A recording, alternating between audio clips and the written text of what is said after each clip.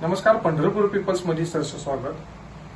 गोमाता सन्मान या अभियानासंदर्भात आपल्यासोबत सामाजिक कार्यकर्ते तात्या महाराज साळुंखे हे आहेत. येत्या 27 तारखेला यांच्या वतीने तहसील कार्यालयाला निवेदन देणार आहेत. त्या संदर्भात आपण त्यांच्याशी आता बोलणार आहोत.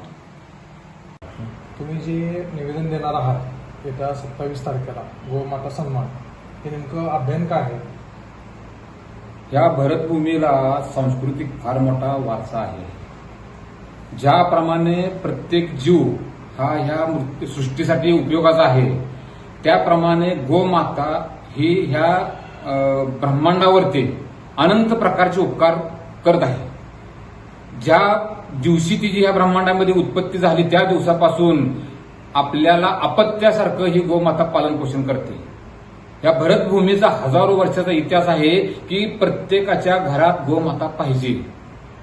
हा विषय असताना सुद्धा मागील 2000 वर्षात 3000 वर्षात ज्याप्रमाणे आपल्या भरतभूमीवरती आक्रमण झाली आणि आपली संस्कृती बदलत गेली, त्यावेळेसपासून संस्कृतीचा आणि गोमातेचा अवमान होत आहे. भरतभूमी स्वतंत्र झाली 1947 साली. त्यावेळेसपासून अनंत शंकराचार्य असू द्या, महंत असू द्या, या प्रत्येकाने वेगवेगळ्या प्रकारची आंदोलनं उपस्थित केली की गोमातेला राष्ट्रमाता घोषित करा. आता त्याच धर्तीवरती आता जे विद्यमान सरकार आहे, भारतीय जनता पार्टी आणि त्यांचे सहकारी, ह्या सरकारकडून आमची अपेक्षा अशी आहे की ज्याप्रमाणे वन्यजीवामध्ये वाघ हा राष्ट्रीय प्राणी घोषित केलेला आहे, मोर हा एक राष्ट्रीय प्राणी घोषित केलेला आहे, त्याचप्रमाणे गोमाता ही राष्ट्रमाता घोषित करावी. यासाठी भारतातील समस्त शंकराचार्य, चारही पीठाचे शंकराचार्य यांनी सामाजिकरित्या गो सन्मान आवाहन अभियान राबवलेले आहे.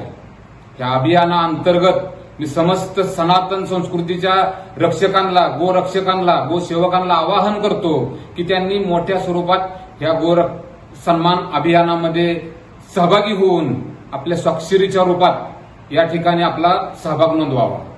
स्वाक्षरी मोहिमेत प्रत्येकाने आपला सहभाग नोंदवून या ठिकाणी गोमाता राष्ट्रमाता घोषित व्हावी, यासाठी प्रत्येकाने आपापले योगदान देण्याचे आहे.